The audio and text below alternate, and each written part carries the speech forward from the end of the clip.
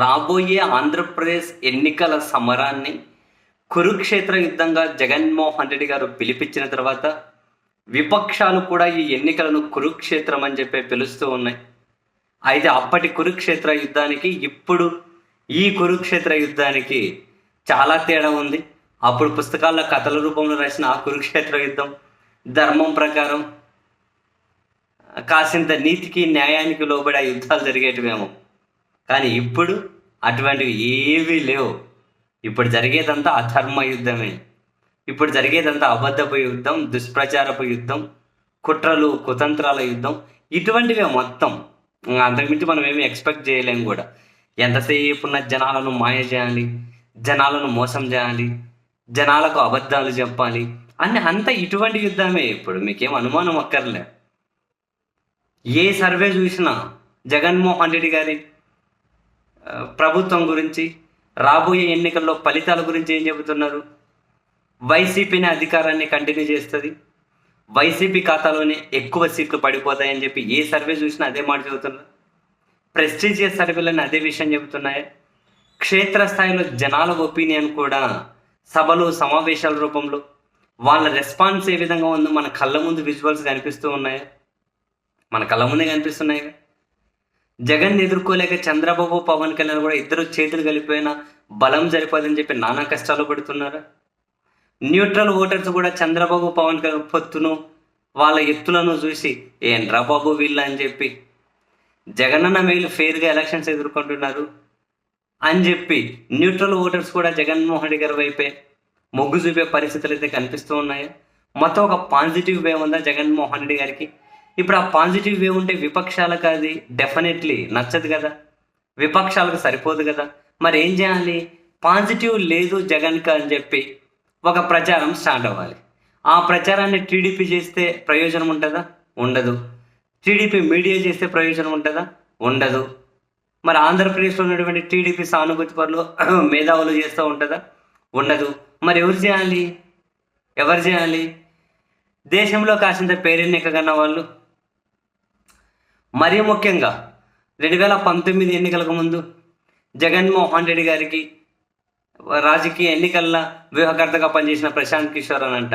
నేను అప్పటి నుంచి ఈ సెకండ్ వరకు కూడా జగన్మోహన్ రెడ్డి గారికి పనిచేసిన దగ్గర నుంచి, బహిరంగ వేదిక మీద ఆయన పరిచయం చేసిన దగ్గర నుంచి తీవ్రంగా వ్యతిరేకిస్తున్నా. అసలు వీళ్ళెవరు అని. సరే, ఎవరి ఇష్టం ఎవరిది, ఎవరి వ్యూహాలు వాళ్ళవి రండి, మనం ఏం చేస్తాం. కానీ మన అభిప్రాయం మాత్రం మనం మంచుకోగలదు. ఆ ప్రశాంత్ కిషోర్ని చంద్రబాబు టీం లైన్లోకి దించారు. మొన్నసారి చూసాం కరకట్టలో 3-4 గంటల సేపు విజయవాడ లోకేష్, ప్రశాంత్ కిషోర్, సీఎం రమేష్ ప్రత్యేక విమానంలో వచ్చి చర్చలు జరిపేసిపోయారు. తర్వాత ఏమైంది? ఎవరో కామన్ ఫ్రెండ్ చెబితే నేను చంద్రబాబుని కలిశాను, అంతకుమించి ఏం లేదు అన్నారు. అది కూడా ఒక డ్రామానే. నాకు అప్పుడే అనిపించింది అది ఒక డ్రామానే. వీళ్ళు మళ్ళీ కలుస్తారని కూడా నాకు తెలుసు. ఒక ప్లాన్ లేకుండా ఆయన ఎందుకు వస్తాడు ఇక్కడికి, ఊరికే కలవమంటే కలుస్తాడా? అదేదో ఢిల్లీకి పోయినప్పుడు చేస్తారు కదా పని. ఇదంతా ప్లాన్డ్. తర్వాత ఏమైంది? మనం నిన్ననే మాట్లాడుకున్నాం. మళ్ళీ హైదరాబాద్లో చంద్రబాబు ఇంట్లో 4 గంటల సేపు ప్రశాంత్ కిషోర్ మాట్లాడి ఏం చేశారు? ఇంకా వివిధ వేదికల మీద ఆంధ్రప్రదేశ్లో జగన్ రాడు అని ప్రచారం చేయాలి. ఎంత కాంట్రాక్ట్ కుదిరిందో తెలియదు. ప్రశాంత్ కిషోర్కి చంద్రబాబుకి ఎంత కాంట్రాక్ట్ కుదిరిందో తెలియదు. కాంట్రాక్ట్ అయితే కుదిరే ఉంటుంది. కుదరకుండా ఎందుకు వస్తారు? ఎందుకు సమావేశం అవుతారు? బేసిక్గానే ప్రశాంత్ కిషోర్ చేసేదే పొలిటికల్ బ్రోకరిజం. అంటే బ్రోకరిజం అనే పదం మీకు ఏమైనా భూత అనిపిస్తుందా? పొలిటికల్ బ్రోకరిజమే కదా ఆయన చేసే పని. ఏంటి దానికి అదే పేరు పెట్టాలి. ఏమనాలి? ఏందో స్టైల్గా కన్సల్టెంట్, ఇంకేదో బొంగు పోషాను అని చెప్పి అంటూ ఉంటారు. నేనంటే పొలిటికల్ బ్రోకర్లనే అంటాను ఇట్లాంటి వాళ్ళందరినీ. ఆ డబ్బులు వస్తే ఆడికి.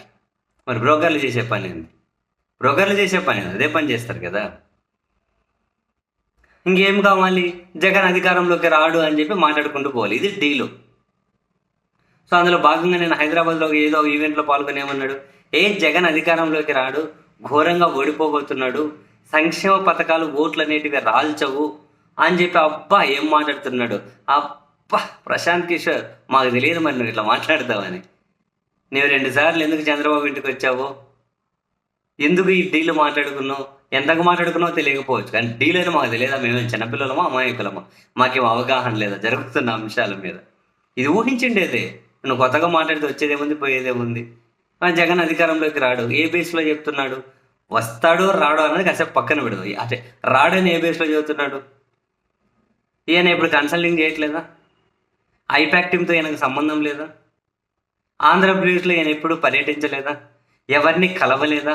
మరి ఏ బేస్లో చెబుతున్నాడు? ఏ బేస్లో చెబుతున్నాడు రాడు అని? చంద్రబాబు చెప్పాడా? చంద్రబాబు టీం చెప్పిందా? అంటే వాళ్ళతోనే టచ్లో ఉన్నాడు కదా ఈ పొలిటికల్ కన్సల్టెంట్ కోసం, వాళ్ళతోనే కదా టచ్లో ఉన్నాడు. అంటే వాళ్ళు చెప్పారా? వాళ్ళు చెబితే చెబుతున్నావా? ఎవరు చిలక జ్యోతిష్యమో? మరి ఆయన చెట్టు దగ్గర కూర్చోవచ్చు కదా. అంటే బేస్ ఏదంటున్నా, ఏ బేస్లో చెప్తున్నావు? సంక్షేమ పథకాల ఓట్లు రాల్చవంట. అంటే 2019 ముందు జగన్మోహన్ గారికి వ్యూహకర్తగా పనిచేశానని, నవరత్నాలు మేనిఫెస్టో తయారు చేయడంలో వాళ్ళు నీ పాత్ర కూడా ఉంది అని చెప్పి అంటుంటారు. ఏం లేదా? మరి అవి సంక్షేమ పథకాలే కదా. నీ పాత్ర ఏం లేదా? ఊరికే దొబ్బేశావా డబ్బులు? మరి ఏం పాత్ర ఏం లేదా? ఊరికే దొబ్బేశావా? చాలామంది, కొన్ని వేల మంది కష్టం దొబ్బేశాడు. నాకు ఎప్పుడు అదే అనిపిస్తుంది. జగన్మోహన్ రెడ్డి గారి కోసం పాపం చాలామంది నిస్వార్థంగా ఎవరి స్థాయిలో వాళ్ళు ఎంతమంది పనిచేశారండి పాపం. అప్పుడు అందరి కష్టము జగన్ ఈయన అకౌంట్లో డిపాజిట్ చేసేసాడు. వేరే వాళ్ళకి ఒక పావులన్న ఇచ్చిన పాపను పోతారు లేదు, నాకైతే తెలియదు కానీ అండి, వీళ్ళకైతే దొబ్బేశారు కోట్లు కోట్లు. ఇప్పుడేమో సంక్షేమ పథకాలు ఓట్లు రాల్చమంటే మరి ఏం రాలుస్తాయో? ఏం రాలుస్తాయి? మరి ఏం రాలుస్తాయి? ఓట్లు రాల్చాలంటే ఏం చేయాలి? ఓట్లు రాల్చాలంటే ఏం చేయాలి? మరి అడిగి పోయి ఉత్తరప్రదేశ్లో కాంగ్రెస్కి పనిచేస్తుంది, ఓట్లు ఏం రాల్చాలో పోయి అడిగి రాకుంటుందా? మరి పంజాబ్లో పనిచేస్తుంది కాంగ్రెస్కి, ఓట్లు ఎక్కడ రాల్చాలో ఏం రాల్తావు? అడిగేది వచ్చేది మరి అడిగేది వచ్చేది ఇదే దేనికి రాలుతాయో ఓట్లని. ఇంక ఇప్పుడు వీళ్ళందరూ మేధావులే, గ్రౌండ్ లెవెల్తో పరిచయాలు ఉండవు, జనాలతో టచ్ ఉండదు, క్షేత్రస్థాయిలో వచ్చి ఉండరు. హైదరాబాద్లో చంద్రబాబుతో కూర్చొని డీలు మాట్లాడుకొని బయటకు వచ్చే జగన్ ఓడిపోతాడు, అసలు బేస్ ఏంది అంట? ఏం బేస్ ఉండదు. ఇటువంటి వాళ్ళు ఇంకా ఎంతమంది రంగప్రవేశం చేస్తారు, రంగ మార్తాండేయులు ఎంతమంది వచ్చి వాళ్ళ విద్యలు ప్రదర్శిస్తారు. గుర్తుపెట్టుకో, జగన్మోహన్ రెడ్డి గారు గెలుస్తారు గెలవరు, కాలం సమాధానం చెబుతుంది. కానీ వీళ్ళందరూ కూడా డ్రామా ఆర్టిస్టులు. మనం నిత్యం జనాలతో టచ్లో ఉంటాం, మాట్లాడుతుంటాం, మనకు ఒక అభిప్రాయం ఉందంటే ఒక అర్థం ఉంది. వీళ్ళు ఢిల్లీలో కూర్చొని ఏసీ రూమ్లో ఏదో ఒక కంప్యూటర్ దగ్గర ఏమంటారు ఇమేజ్లు గ్రాఫిక్లో చూసుకుంటే సరిపోతుందా? అవి ఏం పెద్ద తోపులు తుడుంకారులు ఎవరేమి ఉండరులే. మరి ఇన్ని సంస్థలు చేశాయి కదా సర్వేలు, చాలామంది శాంపుల్ సేకరించారు కదా, అందుకే కదా సర్వే రిపోర్ట్లు ఇచ్చారు. మరి వాళ్ళు ఎదిపప్పలా? వాళ్ళు పిచ్చోళ్ళ? ఈయన ఒకటి వచ్చేసి మంచిగా సెలవు కప్పుకొని రాడు అని అందరూ మేధావులే.